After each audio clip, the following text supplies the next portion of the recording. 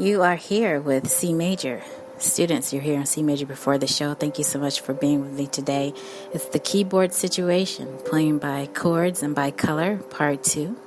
And for the next couple of hours, I'm going to share with you student shout-outs, an all-new social media poll and the results of the poll, upcoming posts in C Major's classroom, letters based on your questions, Dear C Major, answers to these letters, how to write to C Major with your questions, teaching you to play by chords and by color, a continuation of last week's podcast, how to prep your keyboard for this week's podcast, how to follow a chord sequence using color, chord names, and Roman numerals. I'll give you a summary of today's show, announcements and upcoming events, connecting with C Major on social media.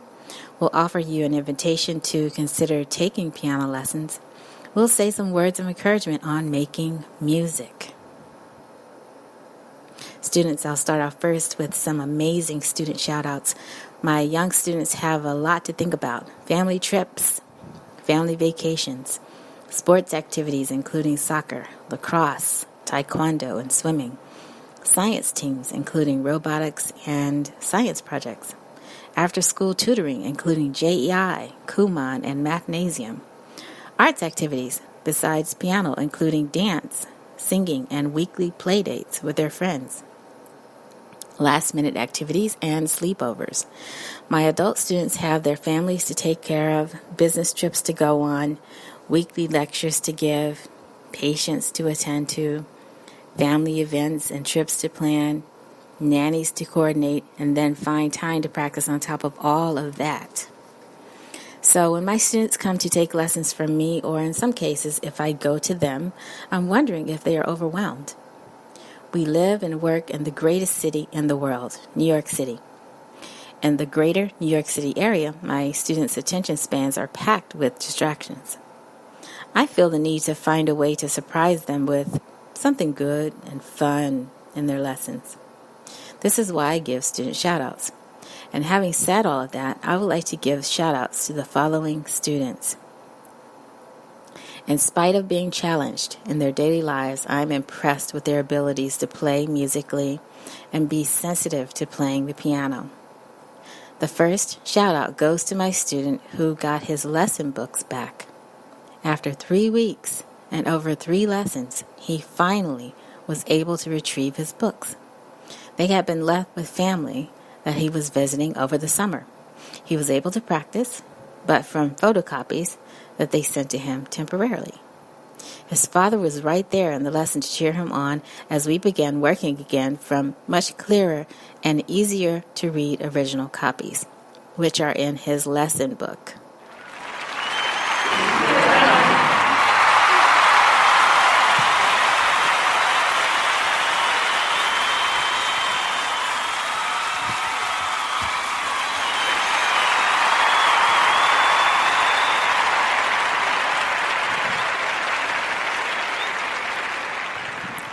The second shout-out goes to a student who is celebrating her first year of piano lessons. She started with me as a novice and can now label herself as a beginner on her way to becoming an advanced beginner.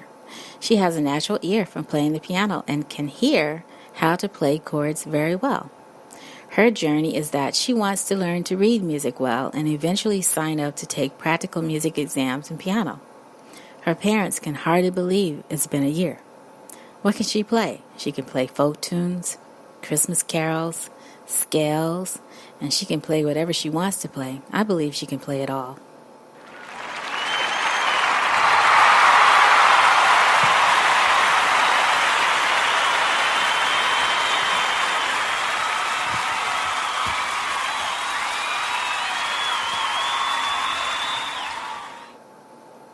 The third student shout-out goes to a student who is working on her upcoming practical music exam. She is playing some tricky pieces this time, but pieces that seem to suit her technique, her musical ability, and her taste. She has long fingers and is able to reach a distance on the piano that makes it easier for her to perform these pieces. The pieces she's working on fit within classical, 19th and 20th century music periods. She is able to listen to reliable recordings of her pieces and watch reliable videos as well. We are tackling ornaments, fingering, as well as practice ideas to help her with agility and coordination. Next, we'll begin focusing more on communicating the music with the style and personality suitable to each piece. She's developing her artistry. I'm advising her about interpreting the score, hand stretch work, and pedaling. We've also talked about the rule for repeats for the exam. I'm looking forward to the next lesson because we are starting to put into place a solid plan for her studies as we approach the new school year. Also, a special thank you to this student and her mother for the beautiful gift that they gave me. I am very grateful for grateful students and parents.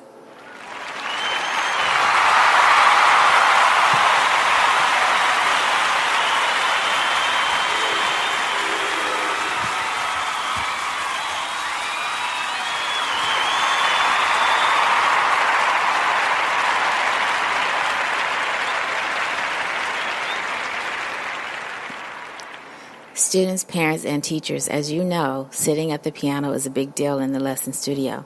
It's how you sit that matters. We talk about ways to achieve correct posture so that you can avoid injury. It's possible to slip and fall off the keyboard bench and hurt yourself if you are not careful. Another reason why we work hard on correct posture is so that there will be no pain and no technical problems. We go over keeping the correct distance from the keyboard. We work at sitting appropriately and staying relaxed. I want to make sure my students are really ready to play the piano when they arrive at the lesson studio. For my students at home, I really try to work with them to stay focused and sitting properly when they are surrounded by so many distractions. Teachers, how many of you are in a position to teach in someone's home? I could say more about the many distractions that take place in a student's home environment, but I'll save that topic for a future show.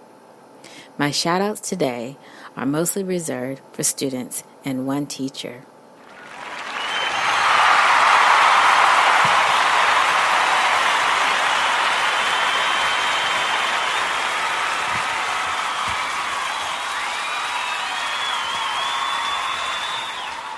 And having said all of that, I do have an extra fourth shout-out this week for a teacher, one of my colleagues that I recently met with.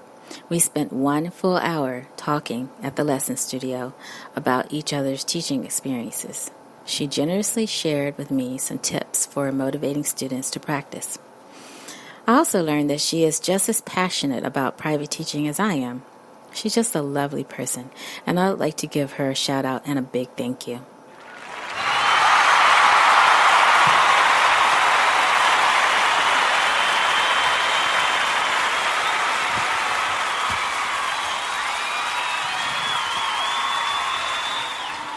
Friends, followers, subscribers, the student that is studying for an upcoming practical music exam is working very hard and enjoying her new adventure in artistry.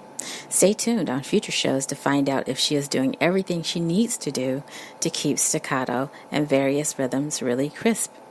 Will she use the warm cantabile tone that will be required in her classical piece? Will she use the sustaining pedal correctly as needed in her 19th century piece? In her classical piece, will she be able to play the left hand a little quieter than the melody as a murmur and the role of an accompanist throughout?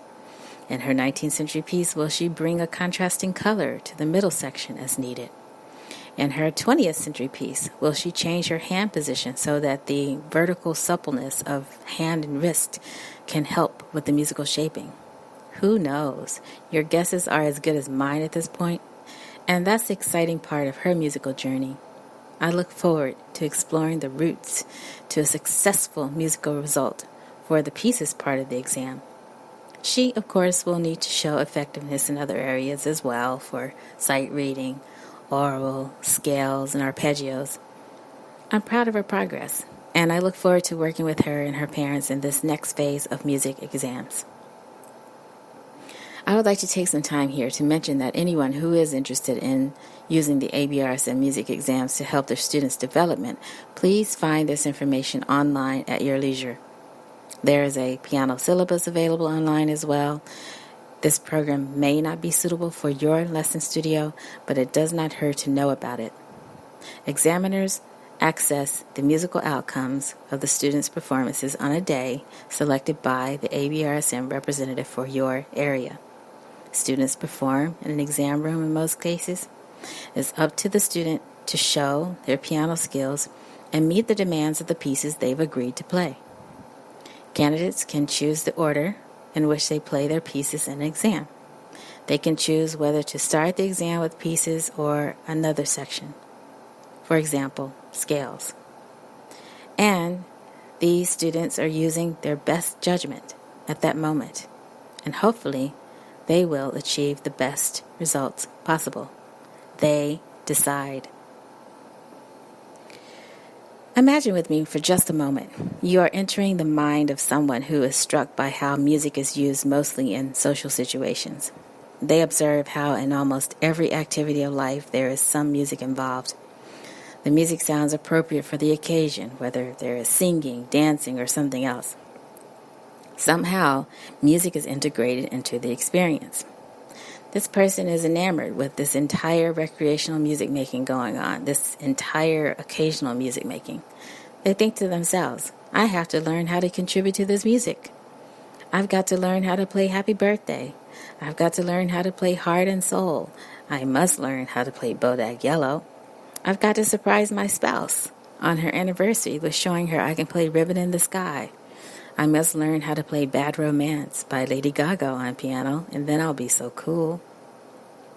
These individuals know that sometimes musicians are highly esteemed by the public. And that's why here on the radio show, I think that I teach my favorite musicians at all times. I'm not just waiting and dreaming to meet my favorite musicians, I teach mine. Although I must admit, I have met some of my dream musicians, and it did change my life and my perspective. So now let's step out of the dream for just a moment. You will hear me talk about this topic over and over again throughout the life of this podcast. As a music teacher, I adore working with serious students who want tips on how to practice their pieces and who are basically focused on stage performance. You'll also hear me rave about the student who wants to learn to play melodies but has no interest whatsoever in learning musical terms and traditional notation.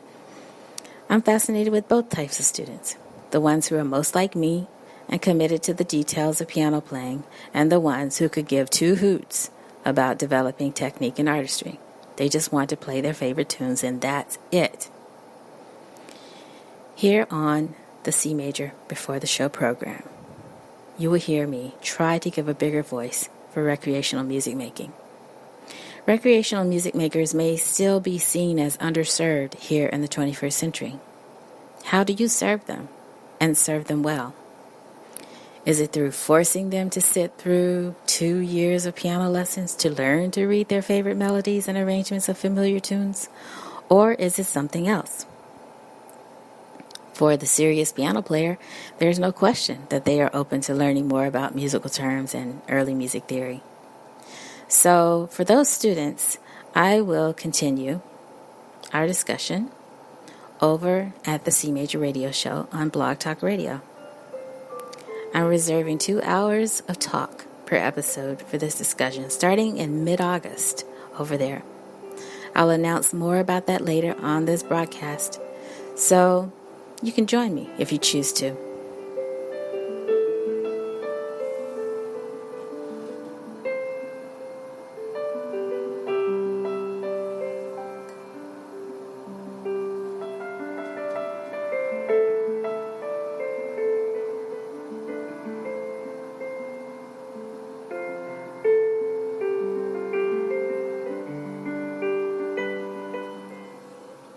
Now, students, let's move on to our brand new poll. But before we do, I do need to pause, take a deep breath, and take a sip of my filtered water.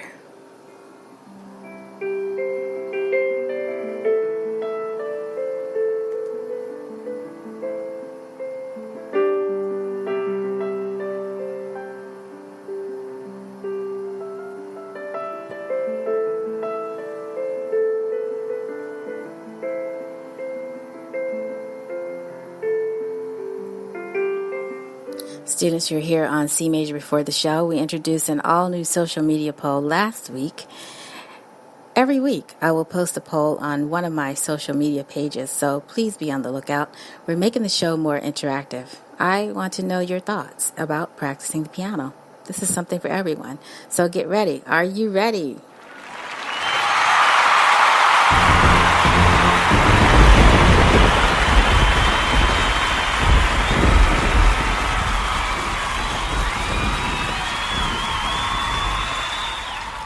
Right here, right now, for the second time in the history of C Major Before the Show, our brand new social media poll.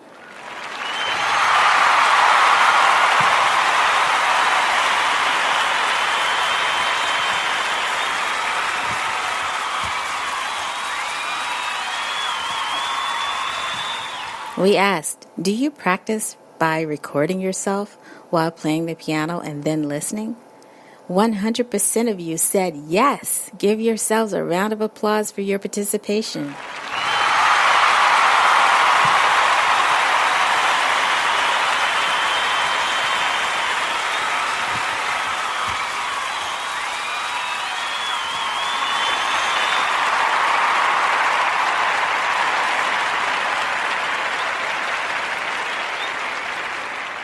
I will post the poll results over at C Major's Classroom for you to view. Go to cmajorsclassroom.wordpress.com to see the results of today's poll, and thank you for listening to C Major Before the Show. The next poll will appear over at C Major Before the Show on our Facebook page, so please be on the lookout. Answer the question, and I will invite you to listen to the results on our next show. My opinion about today's poll results? I will have to say that I agree with recording yourself before you practice. That way you can critique yourself and correct some problem areas before you meet with your teacher during the next lesson. Teachers appreciate when you practice by correcting yourself. It makes you more self-directed. That way you feel less criticized and judged by your teacher, and you're not driven to tears, confusion, or frustration during the lessons. You can stay in control of your progress and will hopefully feel even better about taking piano lessons. And I would like to say a little more about this poll idea. There are polls given all over the internet and on social media. The poll here on C Major Before the Show is my way of continuing my qualitative research ideas. I'll mostly be doing some light interviewing, drawing from personal experience, and using some visual and interactive posts on social media.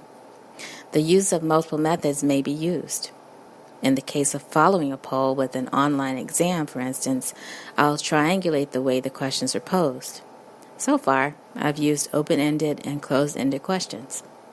Think of me as a music-making journalist or a soft scientist when it comes to the poll. Along the way, I'll decide if the process and meaning of collecting poll data is measured. It may not be measured at all. In some cases, it is not meant to be rigorously examined.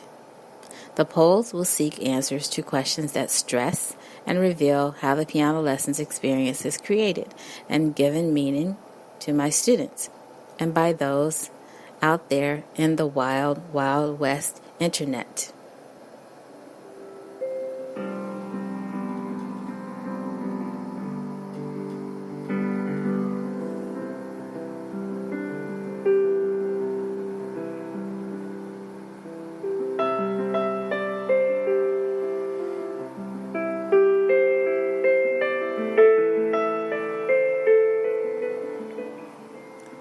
You know, students, I just wanted to say that so far we have had a pleasant experience here on the podcast.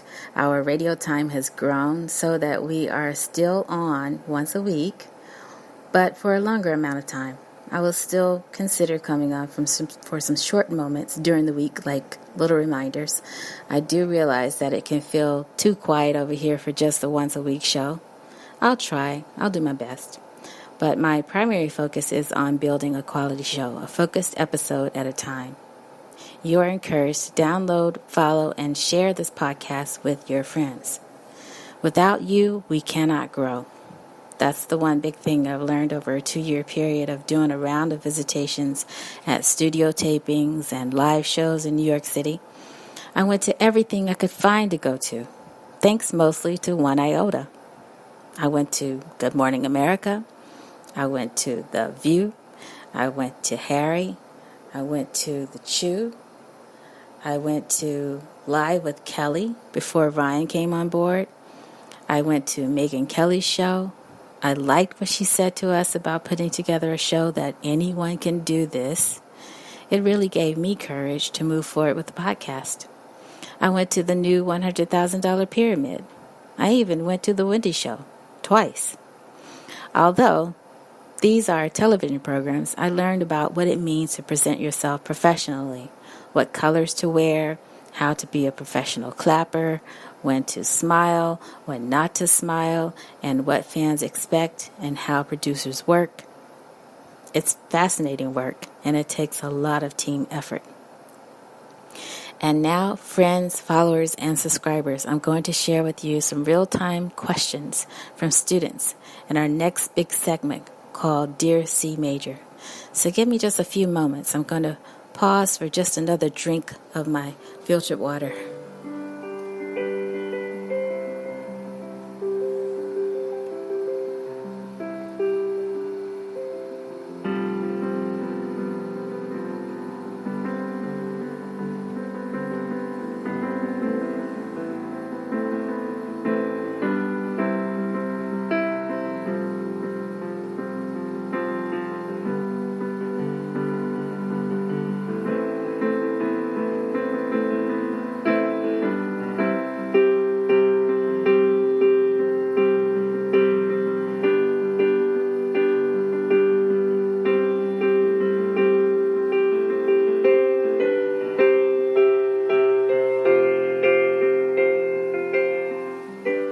Our first letter is a new question that one parent has signing up their children for lessons for the first time. Dear C Major, I have 2 children that I want to sign up for piano lessons. I want to make sure they are learning to play the piano properly and not just goofing around. How will I know that they are learning to play the piano the right way when I don't know anything about music myself? Further, how will I be able to help them with their music homework? Great questions from this parent. First of all, I applaud you. This parent's sincerity about wanting to have the best education for their children and then wanting to actively help them with their homework and not be passive.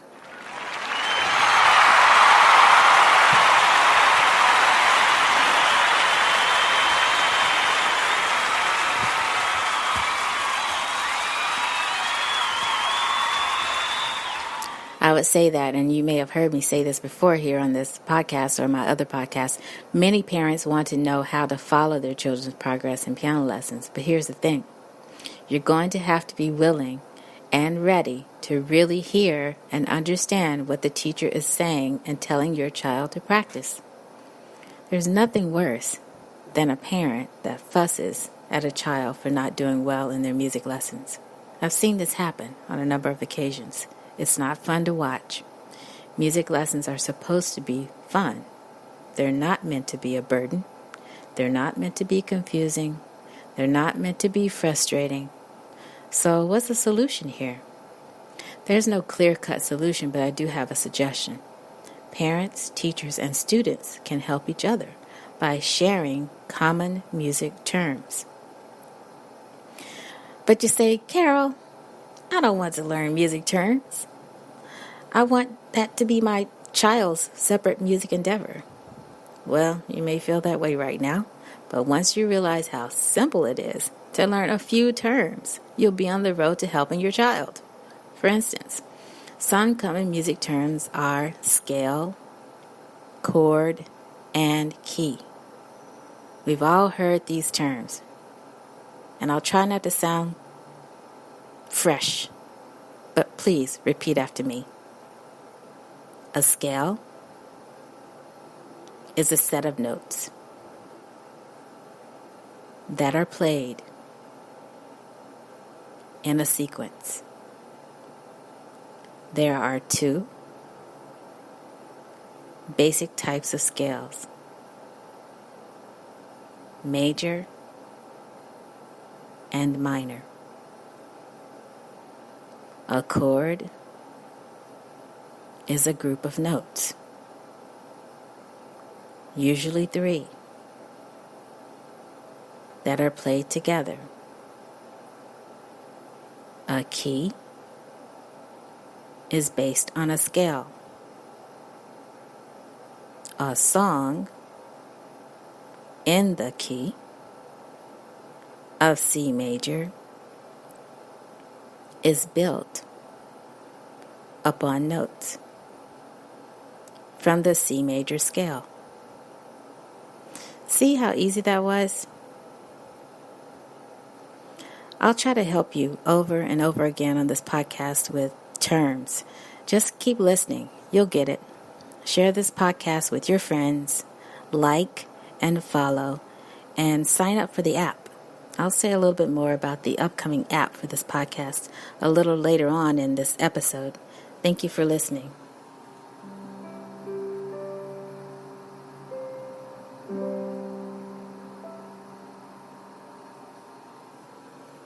In our second letter for today, Dear C Major, I just want to learn to play the music of David Bowie on the piano. That's all I'm interested in right now.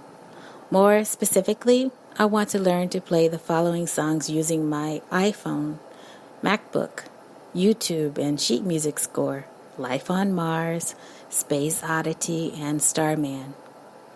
Oh, and I want to use your ears and eyes to tell me everything that I'm missing, because it needs to sound authentic, because ultimately I'm going to perform these songs in a talent show in my community.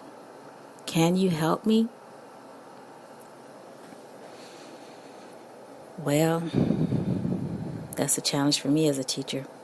This is a real-life example that some teachers may relate to. You're faced with engaging the student in music that they are really into, and you don't want to lose them. This particular student is not interested in chord names. He's not interested in key signatures, not really. He's interested in tempo, beats per minute, and using a metronome to help him keep up with the recorded versions of David Bowie's music. The short answer to his question is yes. But he doesn't realize how much work it's going to be for him. It would have been so much easier if we could have just sight-read the score, talked about the structure, the key, the fingering, and the harmony. But because this student was an inherited student, meaning that he came to me from a line of other teachers, some bad for him and some good, we had to start where we could start to learn something that he was passionate about at the moment. It was interesting because we did not approach everything from the recording standpoint. It was interesting because we did approach everything from the recording standpoint. What are the note values that David Bowie uses? Where are the intervals of silence? What about dynamics? How are certain notes articulated? It turns out that this student has a great ear and was anticipating all of those details in the music recording to help him craft his own arrangement. It took us a while to get through the songs, but he did it, and he stayed engaged the entire time.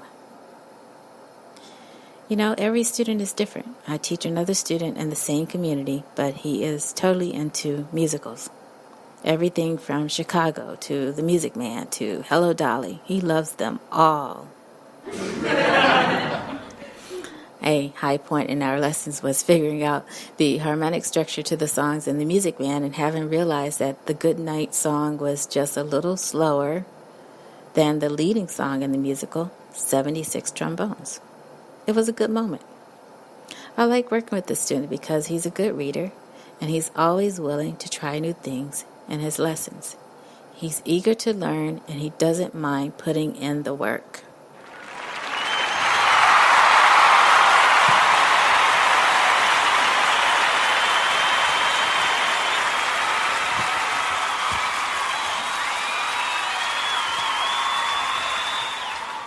Getting back to the second letter for today, the student who is passionate about the music of David Bowie will be happy to know that there are some efforts at the academic level here in the greater New York City area to explain and discuss the music of David Bowie.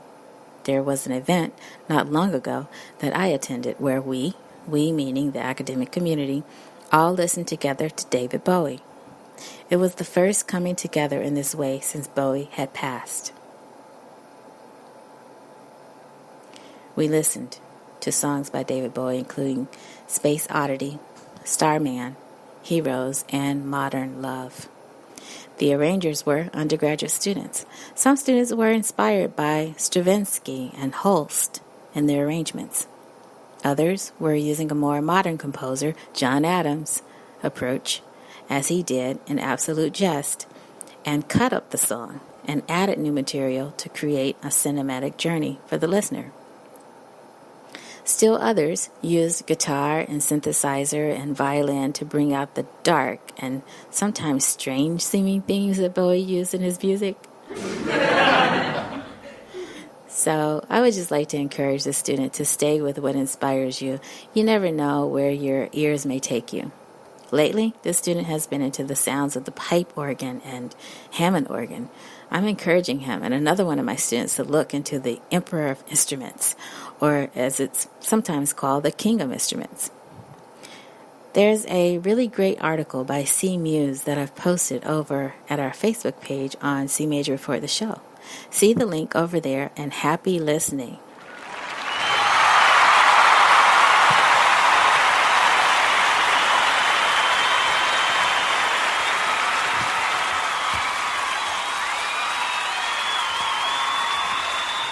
That's it, students, parents, teachers, friends, followers, and subscribers for our lessons segment today, our letters segment, Dear C Major.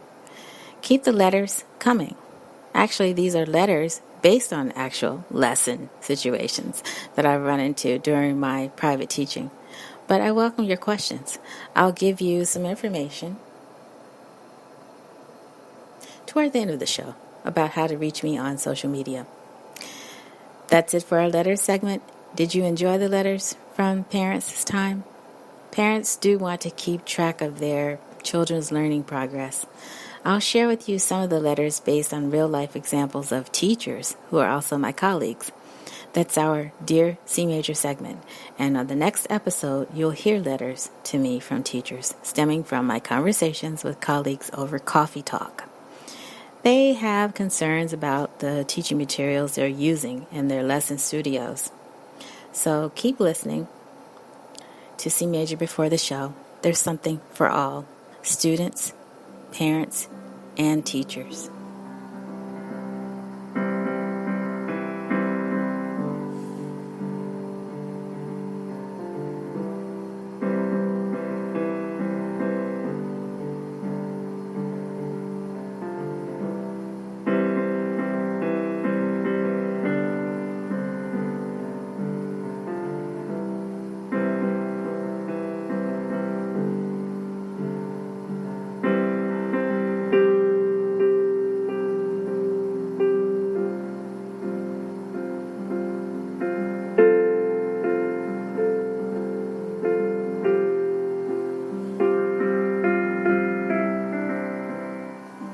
Students, before I delve into the next segment on teaching you to play by chords and by color, I would like to reiterate the age group that I'm focusing on and to share some numbers here. I'm really hoping to reach the 25 to 52 age group on this podcast. I feel that this age group may just be the most underserved market in addition to senior citizens when it comes to piano lessons. I'm not trying to discriminate against seniors. I once asked a music retailer who was also a representative in publishing what he thought about providing lesson materials and method books to seniors. He thought it was a funny question I was asking. His response was that you have to print it really big in order for them to see it. That wasn't really what I was hoping to hear. I was hoping to hear that he wanted to talk to me about some of the songs that were familiar to this age group. Maybe he would talk about style of playing that would appeal to this age group. Something to let me know that senior adults were not forgotten. I got nothing. That was about 20 years ago. And since then, sadly, I've moved on from the idea myself. I no longer feel that text notation is a great way to teach senior adults to play the piano. I no longer care to do research on music making and wellness. I'm no longer biased in this research. There are plenty of reputable scholars out there who can talk to you about note versus rote learning. I've moved on. I moved on to color and finding a way to use color in recreational music making. I'm going to show you how to play chords by color, and then I'm going to show you how to play chord inversions by color a little later on down the line in a future episode. There are some teachers on the internet already offering crash courses on how to play inversions. Good luck with it all.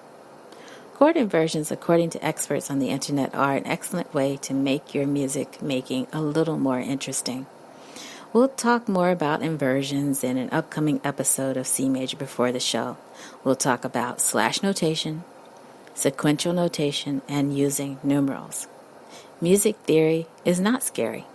Music theory is your friend. But we'll say more about that at another time. Students, from my experience, the adult market seems really hungry for learning a music instrument. They want to learn it in a way that pleases them. There is a partial quote in music making that may address this, and I quote, "All pop music has the same psychological function, and the choices made within it are, therefore, insignificant.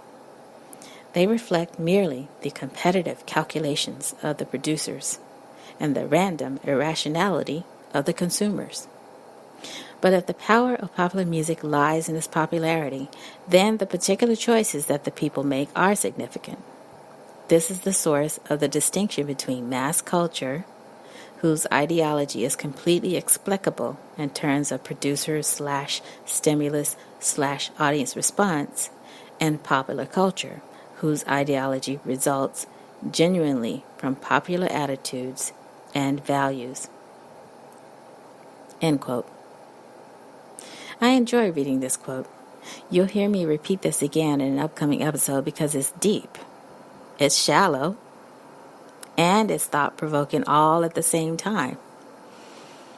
I think it's worth having a cup of coffee over, talking about pop and classical music side by side as one of my students suggested.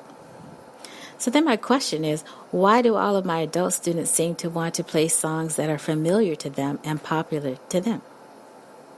I think it's, as one study pointed out for seniors, that they tend to like songs that were popular when they first started dating and having relations. And if that's true, as my friend and colleague once said, then the music products industry will need to give serious and careful consideration to the fact that music teachers will need to learn more about the adult market and how to serve it properly with curriculum development and song collections for this market. Popular attitudes and values do matter when it comes to music making. I'm just thinking about how growing up that my piano teacher would not teach me to play Ease On Down the Road from The Wiz. She would not let me take up lesson time to learn to play Ladies' Night by Kool and the Gang. She would never let me waste my time studying the music of Air Supply or Chicago or learning to play We Are the World or Ice Castles. She simply told me, stick with piano lessons and you'll be able to read all of the sheet music that your heart desires. The downside of that is that once I did purchase the sheet music and sat down to play it, that it sounded nothing like the song that I heard on the radio. I didn't sound cool. I didn't feel cool. Nothing. I felt like a fool sometimes because the sheet music only included the radical notes, the ones that were most important to play on the piano. I was able to use some of the sheet music in the community at different events as called upon. And that's the happy ending to this story.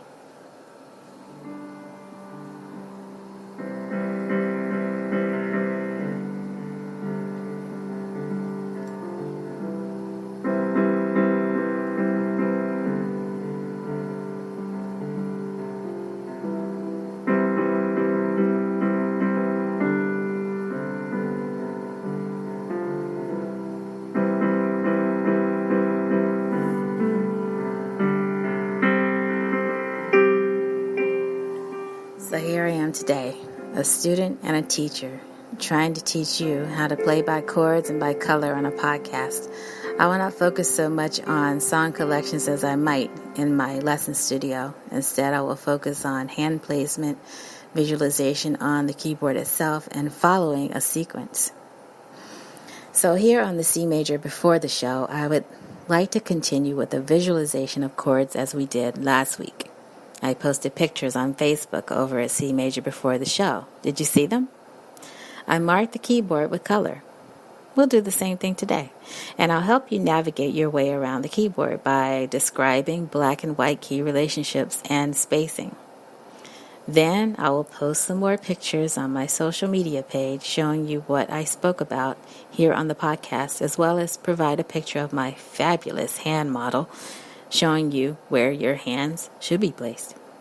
Additionally, I will be available to demonstrate this in person to you as needed.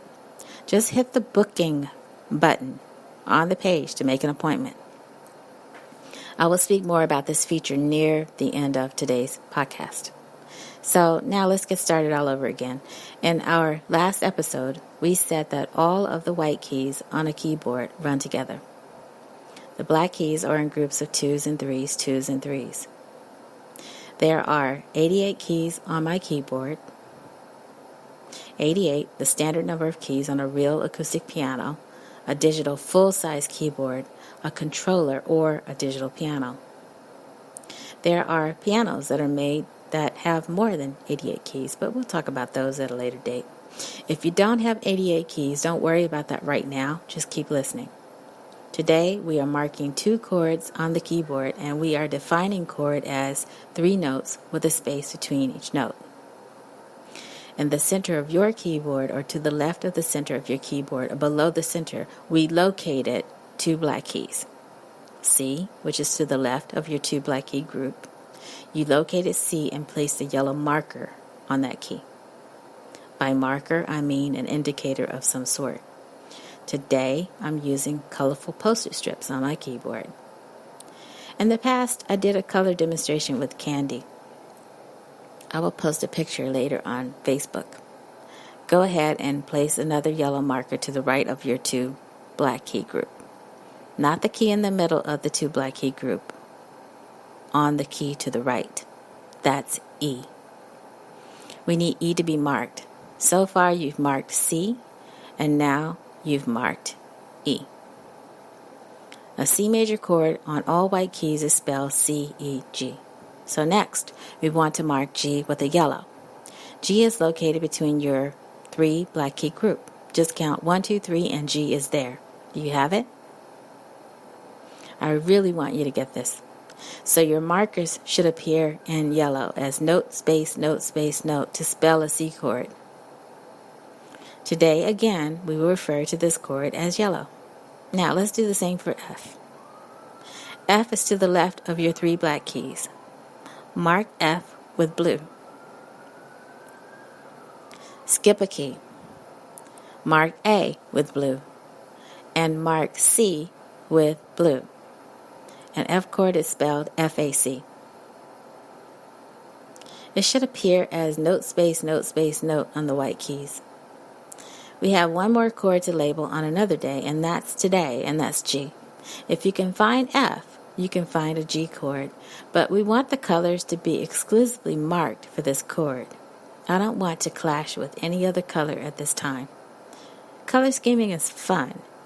It's going to be really fun once we start to mix the colors and change the color legend all together. Once we get to chord inversions, you'll see. Let's take a little breather here. I'll be back in just one moment to give you the sequence to warm up on.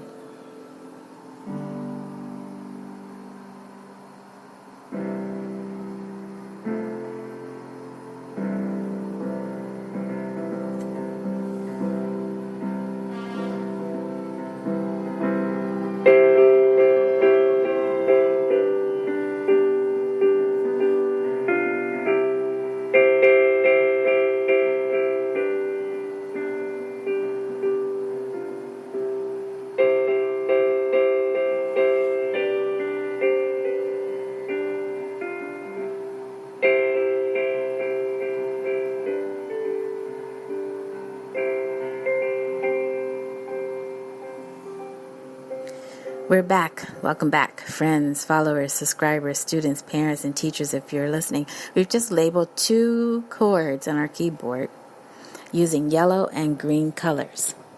I want to have you try to play the chords using the following color sequence: yellow, yellow, blue, yellow, yellow, yellow, yellow, yellow, blue, yellow, yellow, yellow.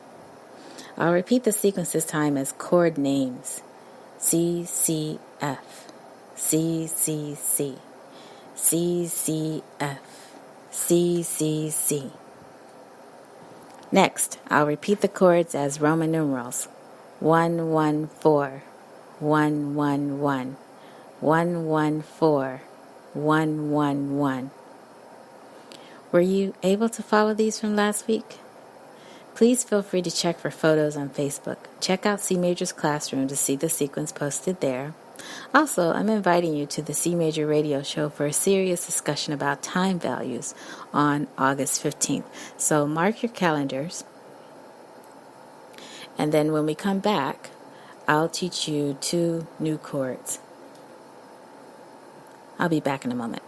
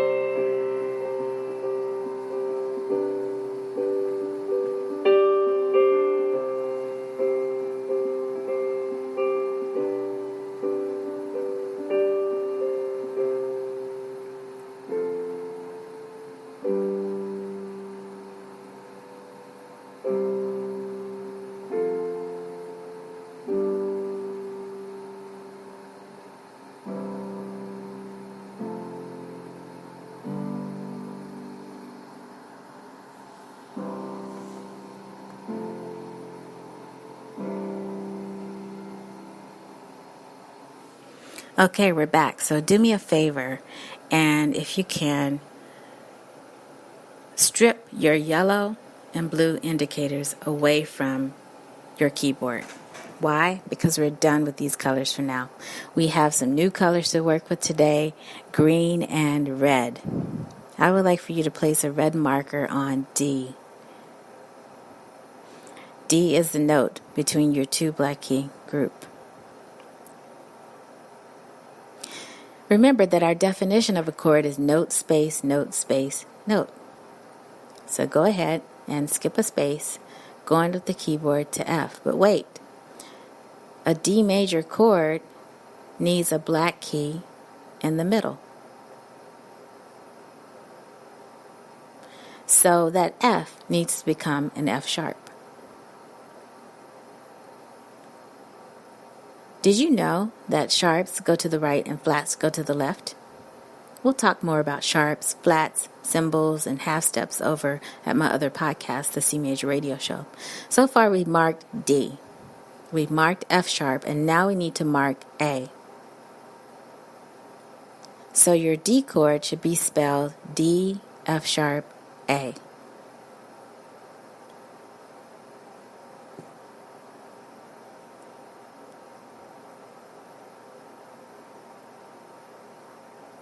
Next, let's label a G chord, and we'll label it green. 1, 2, 3, G is there. Remember that G is among your 3 black key group. If you can find F, you can find G. Skip a space and place your green marker on B next. And the last is D. A G major chord is all white notes and is spelled G, B, D. Did you get it? Great. I hope that was a yes from you. Good job.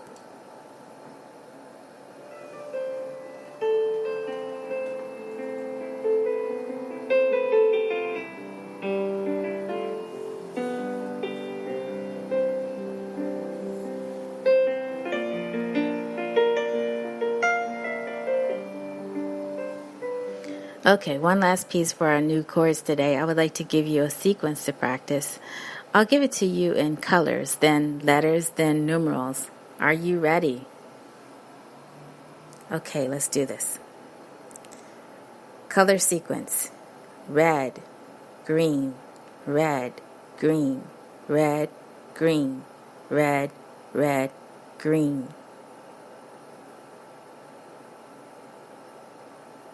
Letter sequence: D, G, D, G, D, G, D, D, G.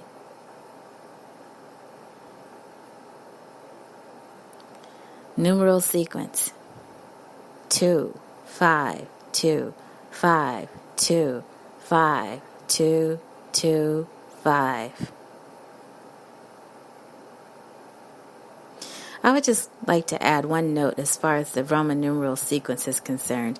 I base the numerals on the sequence of a C major scale, ascending, but I'm presenting the 2 chord as a major chord, not a minor 2 chord.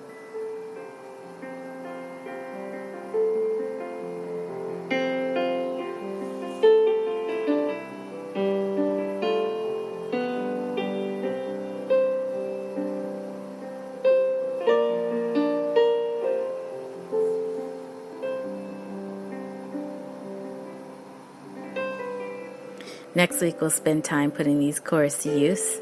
I've introduced you to chords, major chords so far. I will continue doing this on the next episode. We define chord as 3 notes with a space between each note. Another way of saying this is to say a chord is made up of 3 notes or more tones that are played together. Chords can be constructed on each step of the major scale. You heard me say the word scale a few minutes ago, because I've taught you C, F, and G chords. You can use these chords on your own to learn to play a chord progression. I would like to introduce you to chord progressions to play the blues. A chord progression is an organized series of changing chords. So the sequence that I've given you in both episodes will prepare you to move in a way that supports adding a melody of your own later on down the line. In the next class, we'll explore the blues progression as a basic jazz progression that is generally 12 measures long. Wait, but you say, C major, you haven't told us what a measure is yet. No worries, I got you. I will explain all of this and more on the next episode.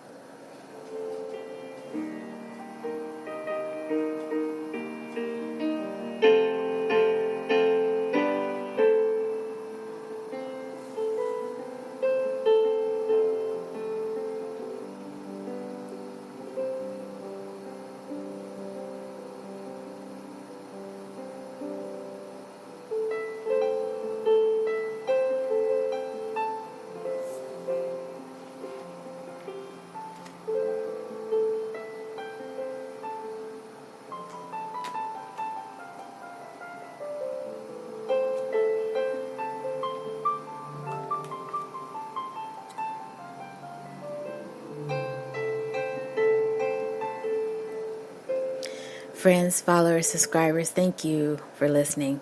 If I had a nickel for every time I've heard someone say that they wish they had learned to play the piano or kept learning to play the piano, I'm sure I'd give that money away to someone in need, and the total keeps growing. I hear this wish almost on a daily basis from friends, parents, siblings, strangers, and the list goes on. Who knows why the longing is there? C Major Before the Show is aiming to reach you. If you long to play the piano, get yourself with a good teacher. Set aside some time to practice. If you started lessons but didn't get very far in your school years, why not try it again? See if you can take your lessons further. In the past, learning music in school meant you were probably taught a lot of factual information. But honestly, I kept running into adults who have a natural desire to make music of whatever kind they choose. Sometimes I wish I lived in London and was able to teach adult students who were interested in playing classical music and taking music exams. But I'm starting to think that maybe I can do that over here too. Maybe, just maybe, I can convince someone they really don't want to just limit themselves to one song or 3 songs, that maybe I can encourage them to want to really learn to play a musical instrument well and stick with it. Hey, speaking of which, I've stuck with music my whole life. So much so that even if I ventured off to do something outside of music, it only took me 1 year or so before I came back to music. Nowadays, I enjoy working with my private students. Recently, one of my adult students stuck me with a challenge. She challenged me to step outside of my comfort zone and play some jazz and blues. Piano. You know, kind of like when Snoop Dogg became Snoop Lion. It was kind of like a challenge for me to play blues and jazz and make it sound authentic the same way someone well known from one genre or style of music tries to perform in a different genre. Sometimes it does work well, like in the case of Hootie and the Blowfish, and now we know Darius Rucker as a country star. Anyone who knows C major knows that I am not known for playing jazz or blues or gospel on recordings. I try my very best to offer blues and jazz to my students as an option, but I know my place. It's funny, my professors all thought that I was great at expressing myself on the piano with playing blues and jazz and R&B. I can teach you something about blues and jazz.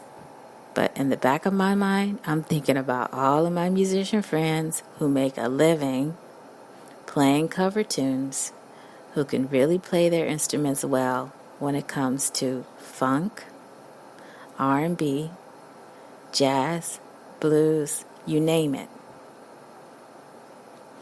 Jazz and blues roots are found in America's South, where in the 19th century mostly black musicians combined West African rhythms and gospel singing with European harmony. So the European harmony part I got because I'm classically trained. Yes, I've played in church and at various venues too. In my younger years, I competed playing some Bach, Mozart, Beethoven, Brahms, Chopin. Now I write and record my own original solo piano pop songs. However, much to my students' delight, I did take on the Blues Jazz Performance Challenge.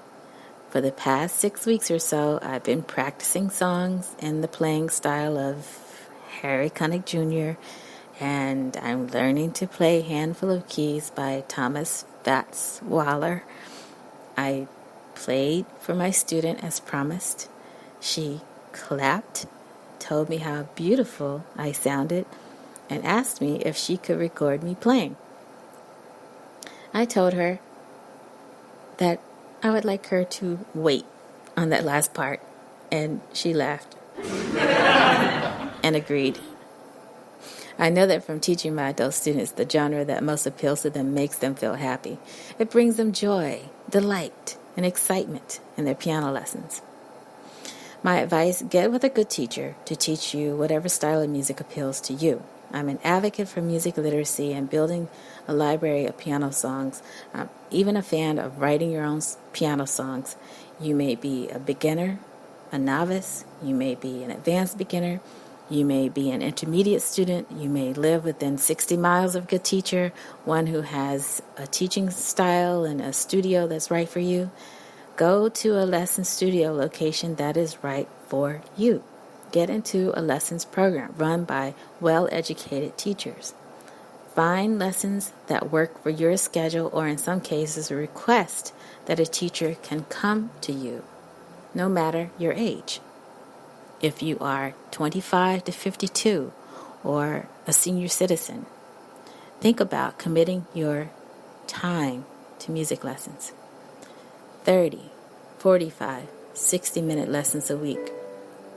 Decide when you are available. Put a goal of literacy on your list of things to do and watch your music dreams come true.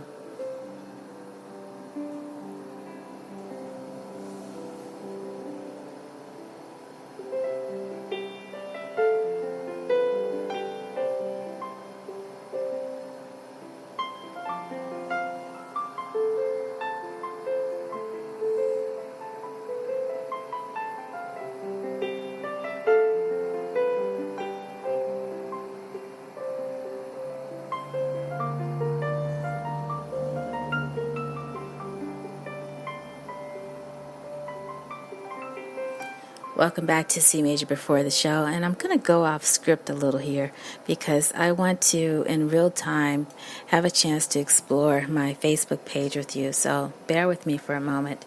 I'm pulling up the Facebook page for C Major Before the Show. You can do the same thing if you are near your mobile device, and I'm using my iPad mini, and I just want to go to Facebook, which I'm on now. Now, I do have a private Facebook page. That's for my friends, people that I actually know that I can get in contact with if I need to. And then I have a Facebook page for you. So C Major Before the Show is a public page. I'm building it, so every day I try to make at least one post to let you know what I'm doing in preparation for the next show. So here I am on Facebook. Now I'm on my page. I have a couple of notifications. See what that's about. Okay. So it's just people responding to events that are happening tomorrow. And there's an organization that I follow for concerts. They've added a couple of new events. Okay, now I'm going to try to go to the C Major Before the Show page. Okay, so here I am, C Major Before the Show. And you'll see a picture of me. It's kind of a darkened picture. It's just for effect. You can still see what's going on in the background, but it says Butterfly Wish, and then there's the other picture down at the corner. Book now. So that's that button I was talking about. So if you want to, you can click on that. You can set an appointment with me for whatever reason. Maybe you want to talk about something that happened on the show or that you heard me say that you want to discuss further.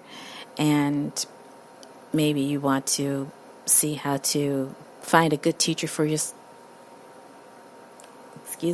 find a good teacher for yourself, and just let me know what your needs are, because it's all in the name of music. It's about music making, and I'm just really trying to be helpful, so I hope that I can do that. So you'll see there where it says that I don't have a score yet, and Arts and Entertainment, it says Teaneck, New Jersey. That's just within the greater New York City area. And then you can explore my homepage, posts, reviews, videos, photos, groups, about, etc.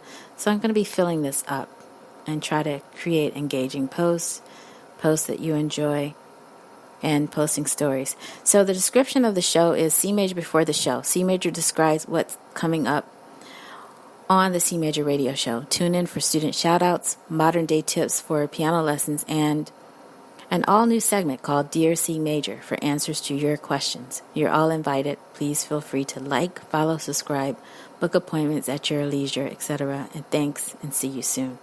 So, looks like I've reached one person with that. Hopefully I can reach more. Okay, so it looks like I've shared a link. Spreaker.com, this keyboard situation, playing by chords and by color, part 2, which you're listening to now because I'm live. So there's a description for that. And then the article. There was an article that I saw this morning from cmuse.org that talks about the top 5 qualities you need to be a successful musician. So check that article out. It was really, really good because it talks about how if you're a musician and you're serious about what you do, you will put in the time to do it. And you will take it seriously, that musicians are hardworking. They don't mind putting in the time to do what they do. And maybe the earnings may not be as high as they would like them to be. They're doing what they love to do. And there are benefits to that. So it gives some advice as well as just gives some really good descriptions about what life is like. And there's a really great photo of some musicians jumping in the air. So if you can't check that out, I mentioned on Facebook that I would be mentioning this on today's podcast, and here I am. So before that, C Major Before the Show, stay tuned for the posting of today's episode, which has been posted and we'll be finishing up in a little bit. Chords for tomorrow's podcast. Now, this is important because if you did need a diagram, you can see my fabulous hand model there. If you needed a diagram for the chords that we went over, you can see my hand model. Now, everything is posted sideways, just so you can see it vertically. But if you need to see it horizontally, you can just switch it around. Okay, so you'll see those post-it notes I was talking about, the colors. And just know that next week we're going to be posting things a little bit differently on the keyboard. And get ready, because I want you to have your color markers out, your crayons, your color pencils, your paper, whatever you need to take down the information so you can be successful and have some fun. Have some fun with chords and have some fun with color. So, yesterday I posted that I was going to be returning today and that I was currently proofreading a podcast script. So you'll see it's current. I really try to post things in real time, and if I don't post it in real time, I will just schedule it so that it's posted later for you to see. But my intention is just to stay interactive as much as possible, bring some really good vibes, and just talk about music and music making. That's what I do. So I'm going to step away from Facebook for the moment. Again, if you have any questions, feel free to see me. I'm going to talk to you a little bit more about how to get in contact with me in the future. But right now, this really is the best way. So I hope you'll keep listening.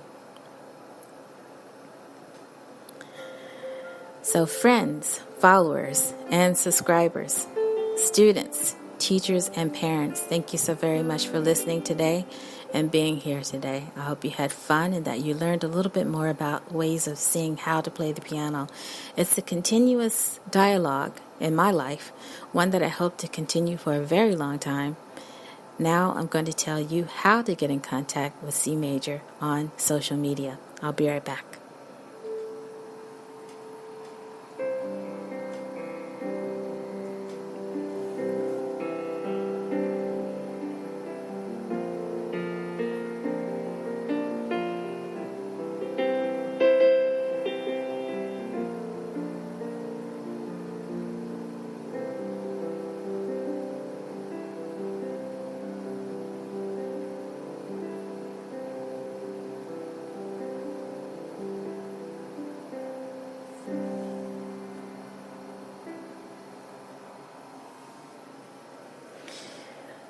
And we are looking for 10,000 downloads per day, 250 to 500 followers, and a chance to send you information.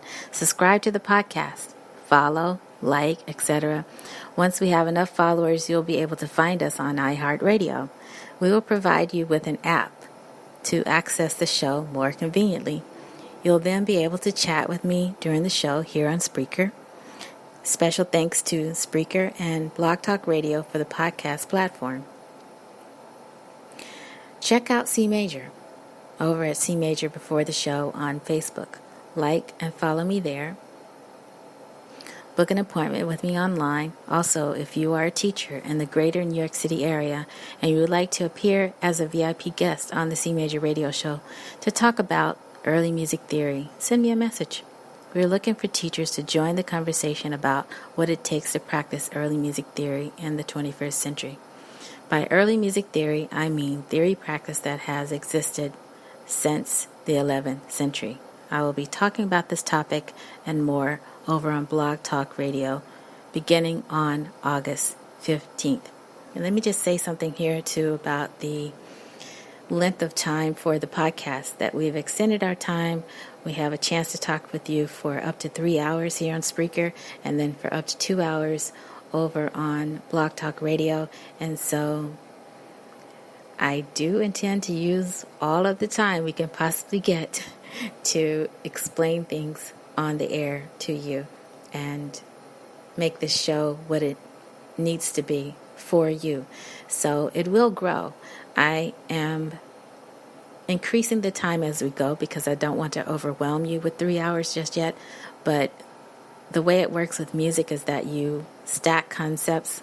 And so we'll revisit some things that you need to talk about to take you to the next step. And then we'll just keep growing. And before you know it, if you're a commuter, if you're a person that likes to listen to radio while you're at work, and you can listen to me live while you're working or driving and it's not too distracting to you, and at the same time you can learn something, then feel free to put on this podcast, because it's going to grow so that you can decide how long you will listen. And it's available for download on demand as ready. So join us again next time on the C Major Radio Show on August 15th for an intense discussion on time values. We'll shift briefly into a short conversation about note versus rote during the 2-hour-long conversation about basic facts of music theory. A textbook we'll use has sold over 1 million copies worldwide and has helped many people learning to read music for the first time. Join C Major next week right here on Spreaker for another episode of the Keyboard Situation series, Playing by Color, Part 3. You don't want to miss it. Thank you again for joining me. This is C Major Porter. I'll see you next time right here on C Major Before the Show. Take care, be well, and make the best music you can make.